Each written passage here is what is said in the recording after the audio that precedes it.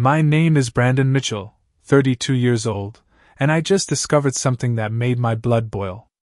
While scrolling through Instagram, I found photos of my parents and sister enjoying themselves at Sunset Cove Resort, the exclusive membership I pay $50,000 a year for. The same membership they told me they couldn't use this month because they needed to care for my sick aunt. The same month I had to skip vacation for an important business presentation.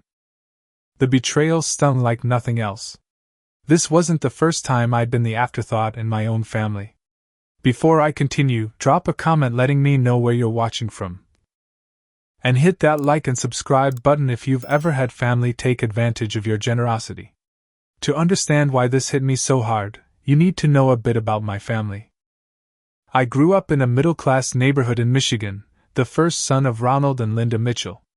My sister Natalie came along 3 years after me, and from that moment on, the family dynamic shifted dramatically. Our home wasn't abusive or terrible, just unbalanced. From new clothes to birthday celebrations, Natalie always seemed to get the lion's share of attention and resources. When I needed braces, my parents hesitated because of the cost. When Natalie needed them 2 years later, they found the money without question. For my 16th birthday, I received a used bike. For hers, she got driving lessons and shared access to the family car. I accepted this reality early on and channeled my frustration into ambition. While my peers partied through high school, I maintained a 4.0 GPA and secured a partial scholarship to Michigan State. Even with the scholarship, college wasn't easy. My parents contributed what they called their maximum, about $2,000 per year, which barely covered my textbooks. I worked 2 part-time jobs to cover the rest, often studying until 3 a.m. after closing shifts at the campus coffee shop. Meanwhile, Natalie attended the same university 3 years later.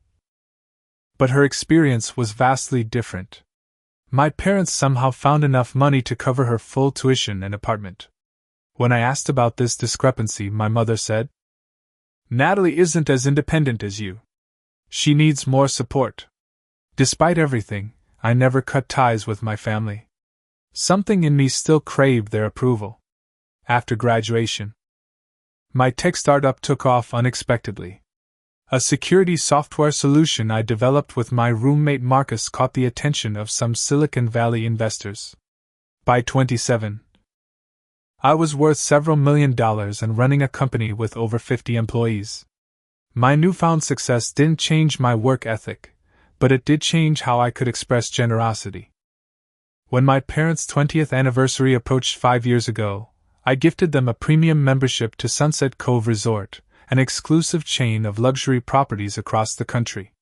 The $50,000 annual membership included unlimited stays at any location, dining credits, and spa services. I thought it would be perfect for them to enjoy their retirement years. "This is too much, Brandon," my father had said, though I noticed he didn't try very hard to refuse. "You both worked hard all your lives," I told them. "Consider it a thank you for raising me." Though unspoken, we both knew it was more than they could ever afford on their own. My father had been a high school history teacher, and my mother worked part-time as a dental receptionist. Their combined retirement income was modest. The membership was registered in my name as the primary account holder, with my parents and sister as authorized users. This arrangement meant I received the monthly statements and covered all charges. I also maintained my own access, though my hectic work schedule meant I rarely used it. Over the past few years, I noticed the familiar pattern of favoritism hadn't disappeared with adulthood. My calls home were often rushed, while conversations with Natalie stretched for hours. Family gatherings still revolved around her schedule and preferences. At Christmas last year, my gift from them was a coffee mug with the company logo they'd ordered from my own corporate website. While Natalie received handcrafted earrings from their trip to Italy, a trip they'd taken using my resort membership. I tried to ignore these small wounds. Success had given me confidence, and I told myself their approval didn't matter anymore. But deep down, that little boy who just wanted equal treatment still existed. Last month, I needed to prepare for the most important presentation of my career, a potential partnership that could double our company's valuation. The meeting was scheduled at the Sunset Cove Resort in Maui, where the potential partners were vacationing. I thought it might be nice to bring my family along, so I called my parents. "We can't this month, honey," my mother said. "Your Aunt Rachel isn't doing well, and we promised to help out." "Is she okay?" I asked, immediately concerned. Aunt Rachel was my favorite relative growing up. "Just age catching up with her," my father added. "Nothing serious, but she needs some company and help around the house. You know how it is." "Of course," I said. "Family comes first. Maybe next time." I didn't think much about it afterward. My parents had always been supportive of extended family, and I respected that.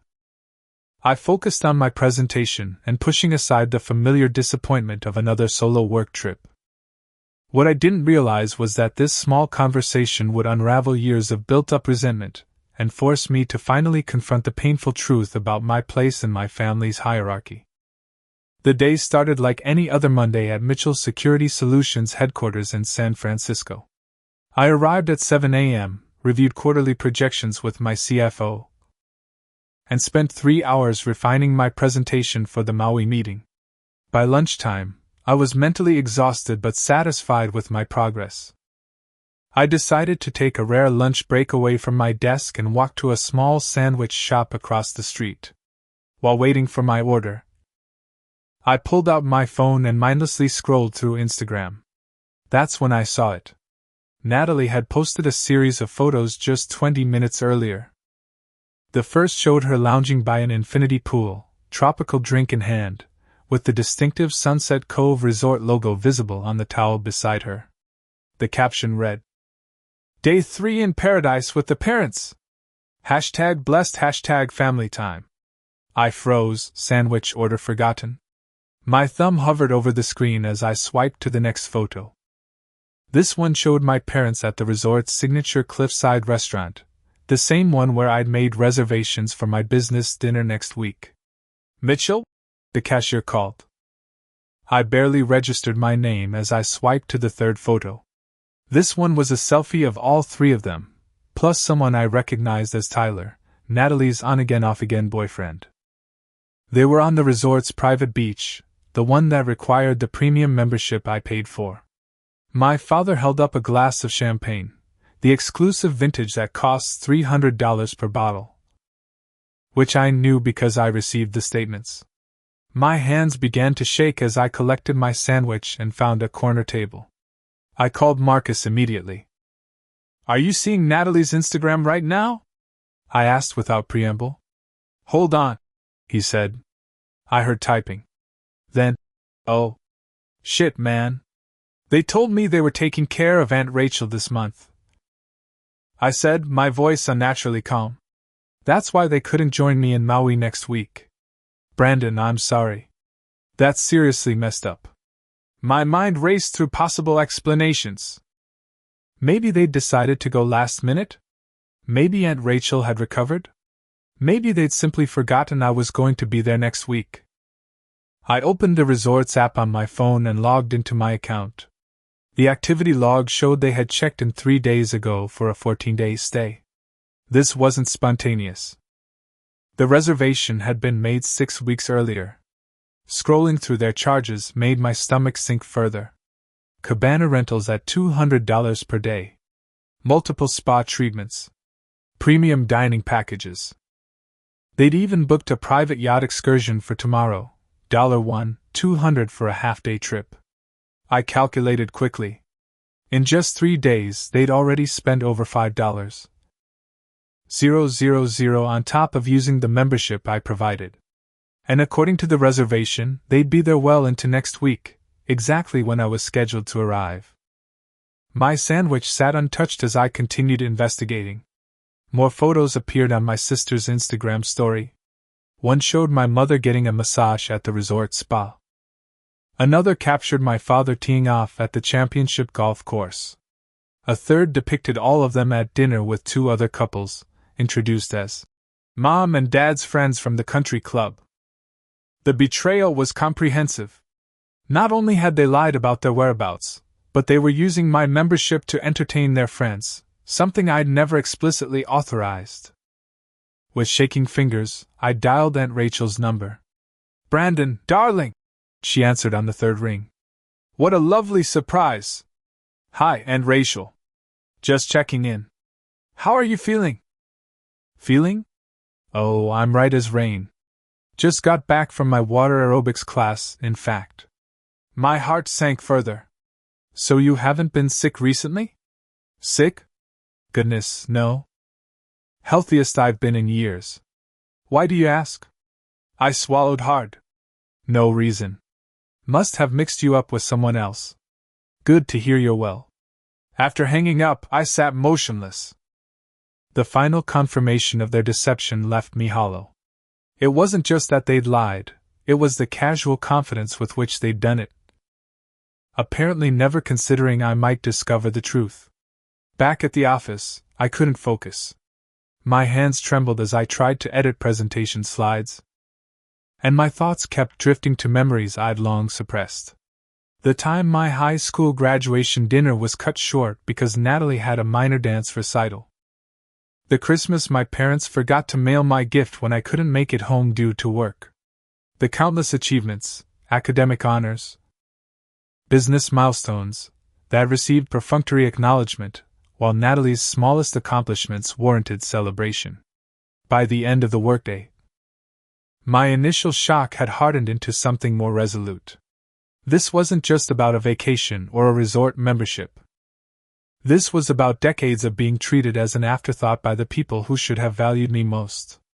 As I drove home that evening, I decided it was finally time to stop accepting the unacceptable. That night, I tried calling my parents. The call went straight to voicemail. I left a casual message. "Hey, just checking in. Give me a call when you get a chance." They didn't. I texted my sister. "Looks like you're having fun. Where are you guys?" A deliberate test to see if she'd lie. 3 hours later, she responded. "Just spending time with Mom and Dad at their place. Aunt Rachel needed a break, so we're having a staycation, lol." A blatant lie, delivered without hesitation. Her Instagram told a different story. She'd posted a new photo of herself in the resort spa just 30 minutes earlier. Sleep eluded me that night. I tossed and turned, toggling between hurt, anger, and a strange sense of clarity. By morning, I decided to wait and see how far they'd take this deception. I didn't have to wait long. At breakfast, I checked my email and found the daily resort summary. New charges: a private beachfront dinner for 6 people, $1,800, another round of spa treatments, and a shopping spree at the resort boutique, $940. I recognized my mother's tastes. She'd always loved designer sundresses she couldn't afford. During my lunch break, I called Dr. Harrison, the therapist I'd been seeing occasionally since my company took off. "They're essentially using me as an ATM," I explained after recounting the situation. "But the lying is what really gets me." "Why not just ask?" I've never refused them anything. "Because asking acknowledges the power dynamic," Dr. Harrison suggested. "This way, they can pretend it's their privilege, not your generosity." "So what do I do?" "That depends on what you want the outcome to be. Are you looking to punish them, or establish boundaries?" The question lingered with me throughout the day. What did I want? Part of me, the hurt child who'd always received less, wanted them to feel the sting of consequences. But the rational adult in me just wanted acknowledgement and respect. That evening, my father posted a rare photo on his Facebook page, him and my mother with another couple on the resort's golf course. The caption read, "Enjoying our retirement with good friends. We've earned this." Something snapped inside me. They earned nothing. I was bankrolling this lavish lifestyle while they lied to my face. My sister posted another photo, This one showing her boyfriend Tyler, who I'd always found insufferable, jumping into the infinity pool with the caption, "When your parents have the hookup." #luxury life. I called Marcus and vented for an hour. "You know what kills me?" I said. "Last year when I had the flu, I asked if Mom could come stay with me for a few days. She said she couldn't because Dad needed her at home. I was literally alone with a 103-degree fever, ordering soup from DoorDash. But she can spend 2 weeks playing golf with him? You need to cut them off," Marcus said bluntly. "Or at least show them there are consequences." The next day brought another discovery. I checked the resort membership portal and reviewed past reservations. What I found left me breathless. Over the past year, my parents had stayed at various Sunset Cove properties 14 times. 14. Yet whenever I'd suggested joint family trips, they claimed they hardly used the membership because it felt too extravagant. They'd been systematically enjoying my generosity while excluding me from it. That same afternoon, I received an alert for an additional authorized payment, $12,000 for a special event package. I called the resort directly. "Ah, yes, Mr. Mitchell," the events coordinator said cheerfully. "Your parents are celebrating their friend's anniversary this weekend. We're arranging a private dinner for 30 guests on the beach, with live music and custom menus." I thanked her and hung up stunned. They were hosting a party for their friends, people I'd never met, on my dime, without so much as mentioning it to me. That night, I barely slept again. I paced my apartment, rehashing decades of disparate treatment, countless lies, and the fundamental disrespect underlying it all. By dawn, my decision was made. At my 8 a.m. therapy session, I outlined my plan to Dr. Harrison. "It sounds like you're setting a boundary," she observed. "That's healthy. Just be prepared for them to react badly at first. People don't like losing privileges they've come to see as entitlements." "I know," I said, "but I can't keep enabling this behavior." "And how will you feel if this damages your relationship with them?" I thought about it. I think the relationship is already damaged. They just don't know it yet. After our session, I made a call to Edward Phillips, the executive membership director at Sunset Cove's corporate office. We'd developed a friendly relationship over the years due to my frequent business bookings. "Brandon, always good to hear from you. What can I do for you today?" "Edward, I have a somewhat delicate situation." I explained the circumstances, not for sympathy, but because I needed his help to execute my plan properly. "I understand completely," he said when I finished. "Unfortunately, we see family situations like this more often than you might think." "What exactly are you looking to do?" "I want to cancel my membership, effective immediately." "That can certainly be arranged. However, given your family members are currently in residence, there are protocols to follow. That's precisely why I called you directly. I want this handled discreetly. They've violated my trust, but I don't want them publicly humiliated." Edward outlined the process. The membership would be terminated. My family would be privately informed by resort management and given reasonable time to gather their belongings. Any outstanding charges would be settled to my account before closure. They would need to vacate that day, but the resort would assist with finding alternative accommodations if needed. "And Edward," I added, "I'll still be coming next week for my business meetings. I'd like to book a standard room under my corporate account." "Of course, Mr. Mitchell. I'll ensure your reservations remain intact, separate from the membership cancellation." After hanging up, I felt a strange mixture of dread and relief. For perhaps the first time in my life, I was standing up for myself with my family. The confrontation wouldn't be pleasant, but it was necessary. As I walked into my afternoon executive meeting, my phone buzzed with a new Instagram notification. Natalie had posted again, a selfie with my parents and Tyler by the pool, cocktails in hand. The caption read, "Living our best life. Might extend another week because why not? #blessed. Why not indeed? They were about to find out. I stared at Natalie's latest post, my finger hovering over the screen. Might extend another week because why not? The casual entitlement in those words crystallized everything wrong with our relationship. They weren't just using my membership, they were planning to extend their stay directly into the week I'd be there for my crucial business meetings. This wasn't thoughtlessness. This was deliberate exclusion. I had already made my decision, but something compelled me to give them one last chance. I dialed my father's number, surprising myself with how calm I felt. He answered on the fourth ring. "Brandon? What's up? I'm a bit busy right now." I could hear laughter and clinking glasses in the background. "Dad, I see you're all at Sunset Cove. I was just wondering why you told me you were taking care of Aunt Rachel this month." A pause. Then, "We were, but she got better. Decided to take a quick trip after. Look, we're about to head out on a sunset cruise. Can I call you tomorrow?" No acknowledgement of the lie. No invitation to join them. Not even a flicker of shame. "Actually, Dad, I'm scheduled to be at that same resort next week for business. I thought maybe we could overlap a day or two." "Next week? Oh, we'll probably be gone by then. Natalie has a thing back home."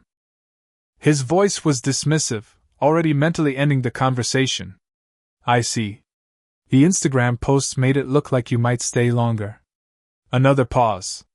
"Longer this time. You checking up on us or something?" His tone had shifted from dismissive to defensive. "Just trying to connect with my family." "Well, we're fine. Having a good time." "I should go, they're calling for us to board." "Dad, wait. Brandon, I need to go. Your mother says hi." And with that, he hung up. I sat motionless, phone in hand. That was it, the final confirmation that I didn't matter enough for even basic honesty. My own father couldn't spare 2 minutes to have a real conversation, let alone acknowledge their deception. My phone buzzed with a text from my mother. "Don't bother your father while we're on vacation. You know how he rarely gets to relax. We'll catch up when we're home." No mention of their lies. No invitation to join. Just another dismissal. Minutes later, Natalie posted a new photo, my parents boarding a luxury catamaran, champagne glasses in hand. The caption: "Sunset cruise time. Dad's living his best retirement life. A retirement funded by my work. A cruise paid for by my membership. A lifestyle they'd lied to keep me excluded from." Something hardened inside me. This wasn't about a vacation anymore. This was about decades of being treated as an outsider in my own family, valued for what I could provide, not who I was. I called Edward Phillips back. "I'd like to proceed with the membership cancellation, effective immediately." "Understood, Mr. Mitchell. I've prepared the paperwork." One final confirmation: "You're certain you want to proceed while your family is still in residence?" "Yes. I'm certain."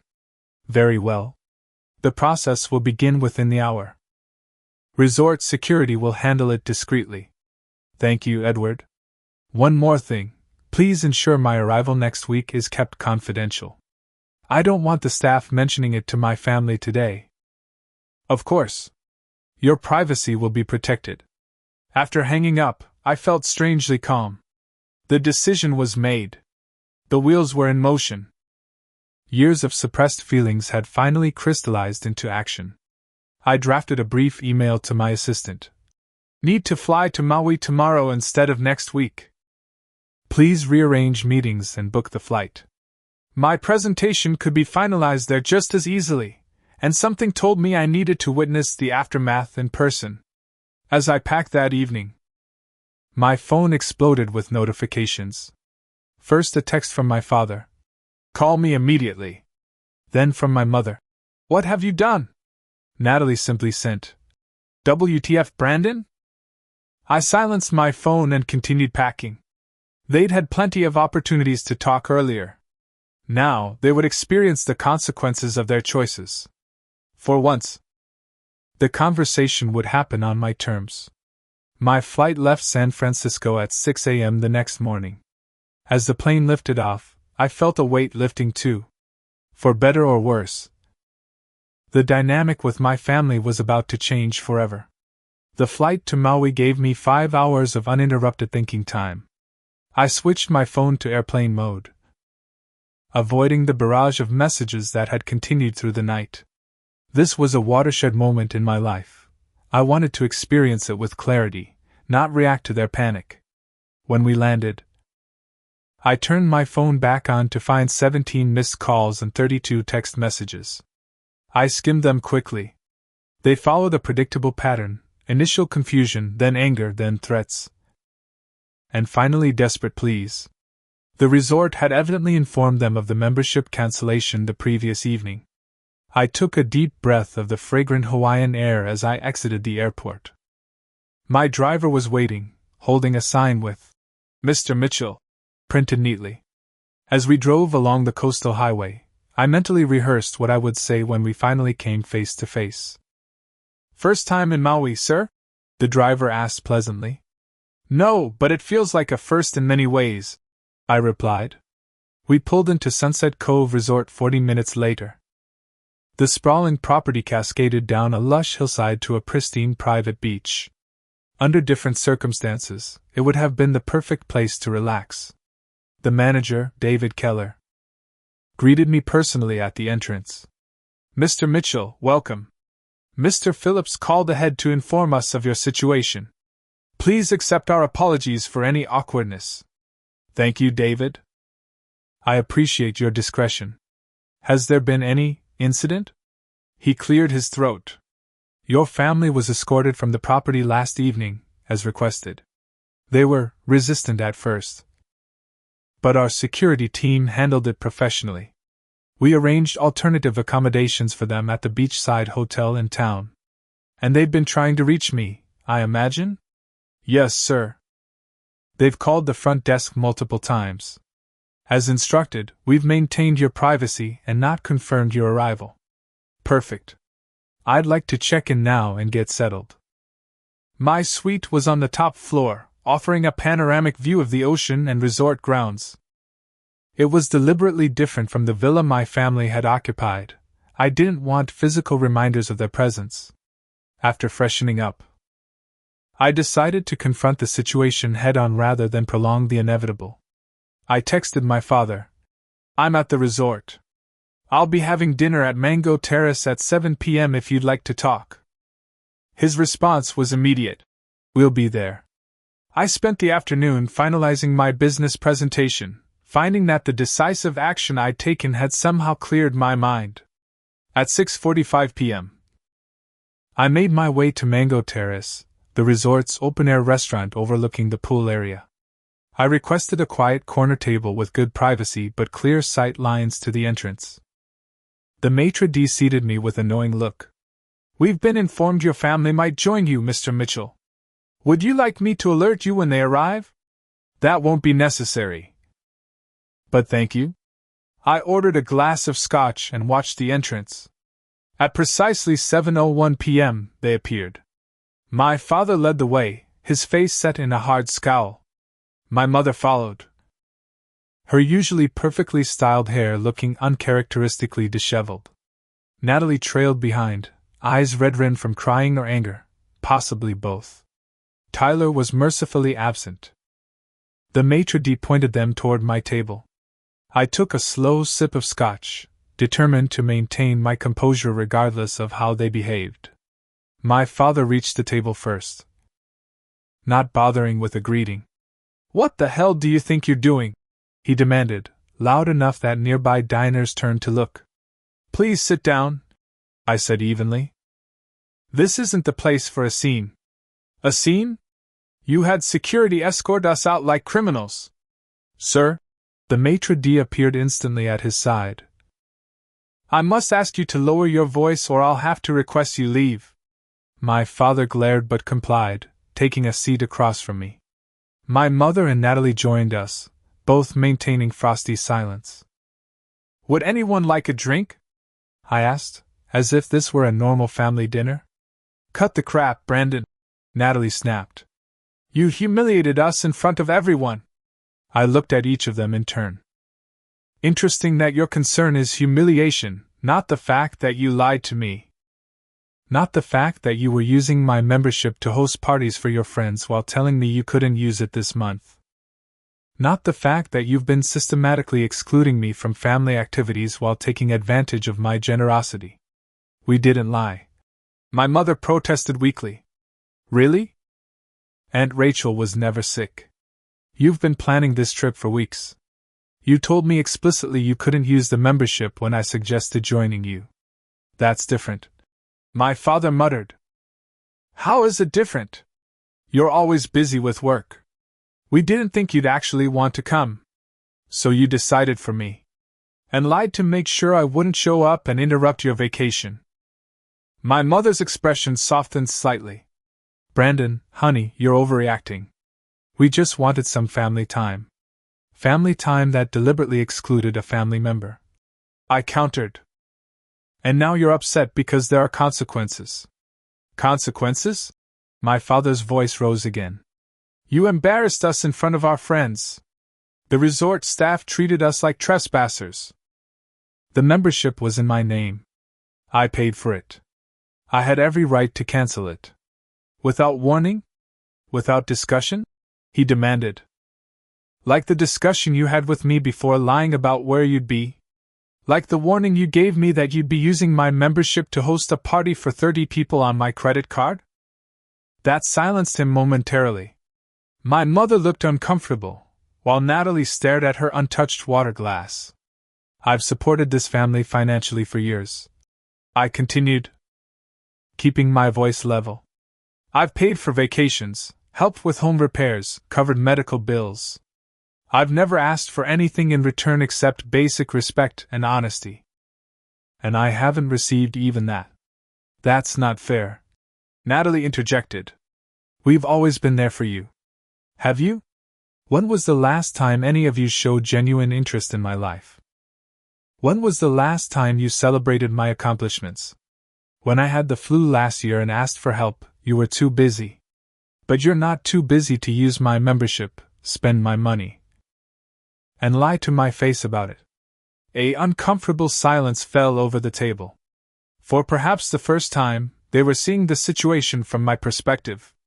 We didn't think it was a big deal. My mother finally said, We thought you'd be happy we were enjoying your gift. A gift you told me you rarely used, while secretly using it constantly. A gift you specifically told me you couldn't use this month because of a family emergency that never existed. My father's anger seemed to be waning, replaced by something that looked almost like shame. We should have been honest with you. Yes, you should have. But this isn't just about honesty.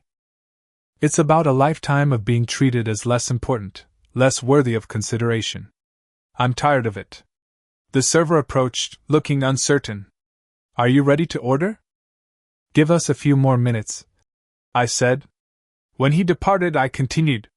I've paid for your flight home tomorrow. First class. The confirmation has been emailed to you. You're sending us away? Natalie asked, her voice small. I'm setting boundaries. Something I should have done years ago. My father stared at me, a complex mix of emotions crossing his face. And what happens after tomorrow? Are you cutting us off completely? That depends on you. I'm not asking for much, just basic respect and honesty. If you can't provide that, then yes. This relationship changes permanently. As they absorbed my words, I finally saw what I'd been looking for, recognition. Recognition that I wasn't just a resource to be used, but a person with feelings and boundaries. Whether this moment would lead to lasting change remained to be seen, but it was a start. The rest of the dinner passed in subdued conversation. We ordered food that nobody really ate. We made stilted small talk about the resort and the weather. But beneath the awkwardness, something fundamental had shifted. I had stood my ground. And they had, at last, been forced to see me. As they prepared to leave, my father hesitated. Brandon, he started, then stopped. We'll talk more tomorrow before we go. I nodded. Breakfast, 8 a.m. After they left, I remained at the table, watching the sunset paint the sky in brilliant oranges and pinks. For the first time in my adult life, I felt truly in control of my relationship with my family. Whatever happened next would be on different terms, my terms. The server returned. "Another scotch, sir?" "Yes," I said. "I think I've earned it." I arrived at the resort's breakfast restaurant at 7:45 a.m., deliberately early to collect my thoughts. The ocean stretched before me, the morning sun casting diamonds of light across its surface. Under different circumstances, it would have been a perfect family vacation moment. At precisely 8 a.m., they arrived. My father led the way, looking tired but composed. My mother followed, her usual perfect appearance restored, though strain showed around her eyes. Natalie came last, her expression unreadable. "Good morning," I said as they took their seats. My father nodded. "Brandon." An uncomfortable silence fell as we studied our menus. The server took our orders and disappeared, leaving us to confront what we'd been avoiding for years. "I spoke with Edward Phillips last night," my father began. "He confirmed the membership is permanently cancelled." "Yes. That was extreme, was it? You lied to me, used my membership to host parties for people I've never met, and planned to stay through the time I'd be here for work, all while telling me you couldn't use it this month. What would you call an appropriate response?" My mother interjected. "We didn't mean to hurt you, Brandon. That's the problem, Mom. You didn't consider my feelings at all. I was an afterthought, or no thought. Just the person who pays the bills. That's not fair." Natalie protested. "You've always been so busy with your company. We didn't think you'd want to join us. So you decided for me. And lied to make sure I wouldn't show up unexpectedly." No one contested this point. Our food arrived, creating a momentary distraction. I took a bite of my omelet, determined to maintain my composure. "I've been reviewing the charges," I said evenly. "Over $30,000 in the past 3 weeks alone. That's in addition to the $50,000 annual membership fee." My father had the grace to look embarrassed. "We got carried away. With my money." "Money you spent entertaining friends who think you're wealthy resort owners. Did they know I was funding your lifestyle?" "That's not their business," my mother said stiffly. "Exactly. It's between us. And you violated that trust." Natalie pushed her plate away. "You're acting like we committed some terrible crime. We used the membership you gave us." I pulled out my phone and opened the screenshots I'd prepared. "You told me on March 3rd that you barely used the membership because it feels too extravagant. That was after spending 18 days at the Aspen location in February." I swiped to the next image. "You told me on April 12th that you couldn't join me for my birthday because you were watching expenses. That same week you charged $4,600 to my account for a special golf package for Dad and his friends." With each swipe, I revealed another lie, another exploitation. Their expressions shifted from defensive to ashamed as the evidence mounted. "It wasn't just the membership," I continued. "Remember when I had the flu last year and asked if Mom could come stay with me for a few days? You said you couldn't be away from Dad? But you can spend 2 weeks away from him for Natalie's dance competition or a shopping trip with your friends." My mother looked down at her plate. "I didn't realize you were keeping score." "It's not about keeping score.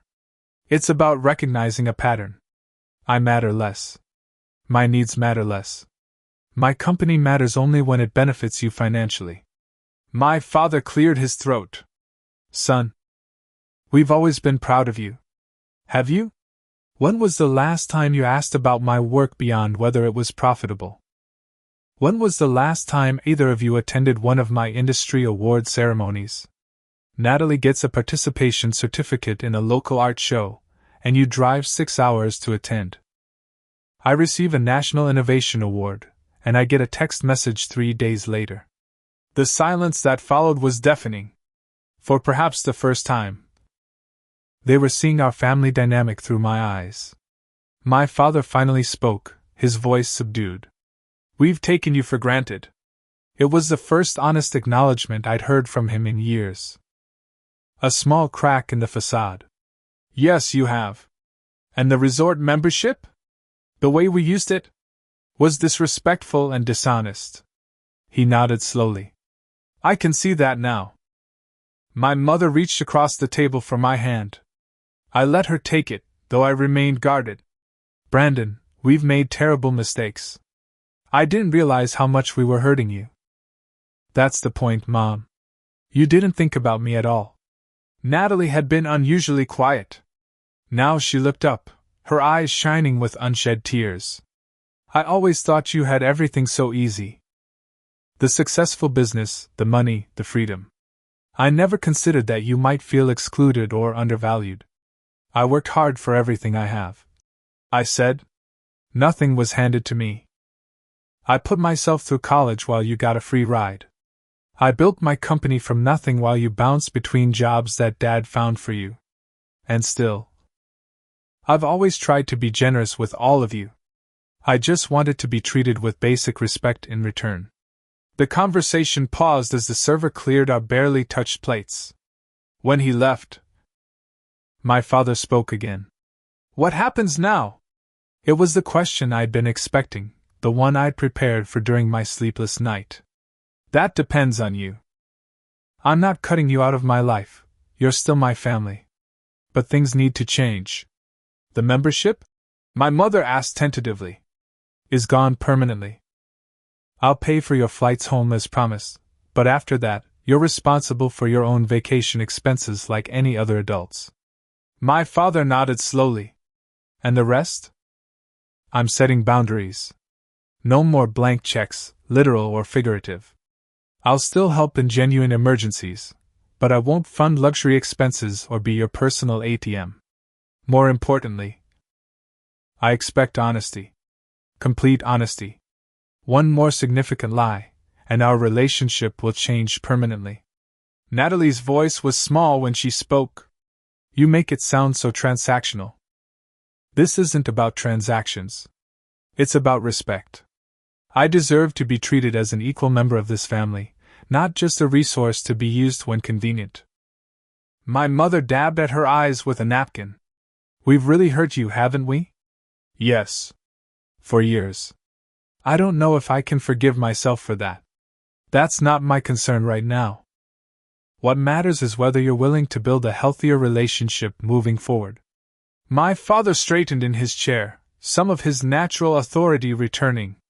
"We are. It won't be easy changing patterns this entrenched, but we will try.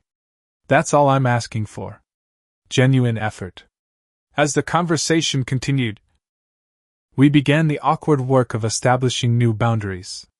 There were moments of tension, flashes of the old defensiveness, but also glimpses of something new, humility, awareness, even genuine remorse.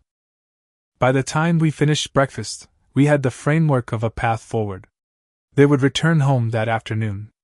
We would begin regular family therapy sessions via video call. Most importantly, they acknowledged their behavior and took responsibility without deflection or excuse. As we walked toward the lobby, my father hung back to walk beside me. "I owe you an apology, son. A real one. I've been jealous of your success, if I'm being honest. The working-class teacher whose son became a millionaire before 30, it's been hard on my pride. But that's my problem, not yours. I should have been celebrating you instead of resenting you." His candor surprised me. "Thank you for saying that, Dad. I haven't been the father you deserved. I'd like the chance to do better." For the first time in our adult relationship, I saw my father as he truly was, not the infallible figure of my childhood, but a flawed man with his own insecurities and failings. It didn't excuse his behavior, but it helped me understand it. At the entrance, my mother hugged me tightly. "We'll do better, Brandon. I promise." Natalie approached last, looking uncertain. "I've been a terrible sister, haven't I? We've all contributed to this dynamic," I said, not wanting to place blame solely on her. The question is whether we can change it. She nodded, tears spilling over. I'd like to try. As they climbed into the resort shuttle that would take them to the airport, I felt a complex mixture of emotions: grief for the family relationship I'd never had, cautious hope for what might be possible, and pride in finally standing up for myself. My father rolled down the window as the shuttle prepared to depart. Brandon? Yes? Thank you for not giving up on us completely. We don't deserve your second chance. As the shuttle pulled away, I realized he was right. They didn't deserve it. But families are complicated, and sometimes we make choices based on hope rather than merit. Only time would tell if that hope was justified. The remainder of my week in Maui passed in a blur of meetings and presentations. The business partnership I'd been pursuing was successfully secured, potentially doubling my company's valuation. Under normal circumstances, this would have been a moment of pure triumph. Instead, I found myself in a strange emotional limbo, professionally fulfilled but personally raw. Each morning, I'd wake to the paradise outside my window and feel a hollow ache where family celebration should have been. On my final night at the resort, I sat alone on my balcony, watching the sunset paint the sky in brilliant oranges and purples. My phone chimed with a message from Marcus. How are you holding up? I considered the question carefully before responding. Processing. It's like grief, but for a relationship that never actually existed. You did the right thing, he texted back. They needed the wake-up call. I know. Just wish it hadn't been necessary. After returning to San Francisco, I threw myself into work, finding comfort in the predictability of code and contracts. 3 days after my return, my father sent a text that surprised me. Had our first family therapy session today. Harder than I expected. Thank you for pushing us toward this. It was a small step, but significant. The old Ronald Mitchell would never have acknowledged weakness or accepted guidance. A week later, Dr. Harrison helped me process the confrontation and its aftermath. You're experiencing ambiguous loss, she explained. Grieving the family you deserve but never had, while simultaneously trying to build a new relationship with the family you actually have. Is that even possible? I asked. Building something new with the same people? It's possible, but it requires commitment from everyone involved. Your parents and sister need to do their own work. You can't heal the relationship alone. She was right, of course. Real change would require sustained effort from all sides. The question was whether my family was capable of that level of commitment. The answer began to emerge slowly over the following weeks. My mother called regularly, asking genuine questions about my life and work rather than just discussing family gossip. My father, who had never been emotionally expressive, sent an email detailing his regrets as a parent, specific instances where he'd failed to support me or shown favoritism toward Natalie. It was clearly painful for him to write, which made it all the more meaningful. Natalie's transformation was perhaps the most surprising. She enrolled in a business certificate program at the local community college, determined to become more self-sufficient. I've relied on Mom and Dad too much, she admitted during one of our video calls, and then expected to rely on you. It's time I stood on my own. A month after Maui, I flew home for a weekend visit.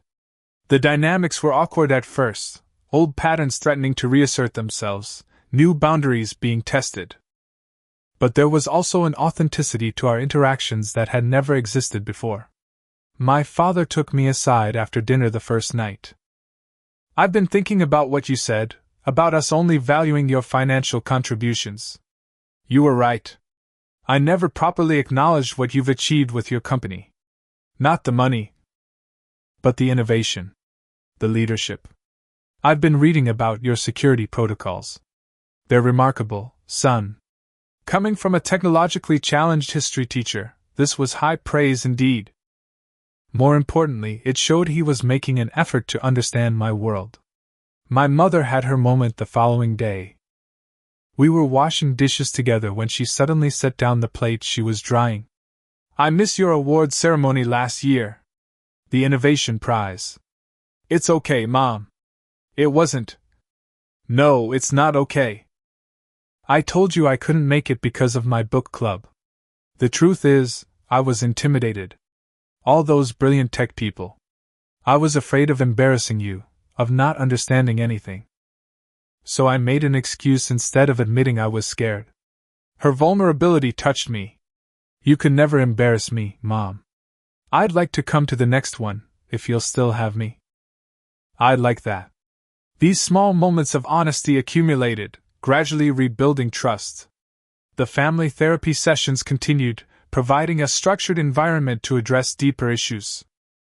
We established new traditions focused on emotional connection rather than material exchange: weekly video calls, monthly family book discussions, collaborative charity projects. By the 6-month mark, we had created something I'd never thought possible: a relationship based on mutual respect rather than obligation. The resort membership was never reinstated. Instead, we planned more modest family vacations where expenses were shared according to ability. Sometimes I contributed more, but it was discussed openly rather than expected or taken for granted. My parents began taking more responsibility for their finances, working with a financial advisor to create a realistic retirement budget. My father even took on part-time consulting work to supplement their income. "I've relied on you too long," he told me. "It's time I stood on my own feet again." Natalie completed her business certificate and secured an entry-level position at a marketing firm. She still struggled financially at times, but now she approached me as an equal seeking advice, not a dependent demanding support. A year after the confrontation in Maui, we gathered at my San Francisco apartment to celebrate my company's 5th anniversary. As we toasted with champagne on my rooftop terrace, I reflected on our journey. "I never thought we'd get here," I admitted to my father as we stood looking out at the city lights. "Neither did I," he said quietly. "It took nearly losing you to realize what we had. What we were throwing away. Was it worth it? All the difficult conversations, the therapy?" He turned to look at me, his expression serious. "Having a real relationship with my son instead of just using him as an ATM? Yes, Brandon. It was worth everything." Later that evening, as my family prepared to leave, my mother hugged me tightly. "Thank you for giving us the chance to be better," she whispered. "To be the family you deserved all along." I watched their taxi pull away, feeling a sense of peace I'd never experienced before. The wound wasn't completely healed. Some injuries leave permanent scars. But we had found our way to something authentic and sustainable. In forcing them to face the consequences of their actions that day in Maui, I had given us all an unexpected gift: the opportunity to build a relationship based on truth rather than expectation, on mutual respect rather than obligation. The journey wasn't easy. It required courage to confront decades of unhealthy patterns, wisdom to forgive without forgetting, and strength to maintain boundaries while remaining open to change. But standing on the other side, I could say with confidence that it was worth every difficult moment. The greatest lesson I learned through this experience was that true family isn't defined by blood or obligation. It's created through mutual respect, honest communication, and genuine care for each other's well-being. Sometimes, the most loving action we can take is establishing firm boundaries, not as punishment, but as an invitation to build something healthier. Have you ever had to set difficult boundaries with family members? How did it change your relationship? Share your experiences in the comments below. If this story resonated with you, please hit the like button and subscribe to hear more stories about family dynamics and personal growth. Remember, standing up for yourself isn't selfish. It's often the first step toward healthier relationships for everyone involved. Thank you for listening to my story, and I wish you courage in your own journey toward authentic connections.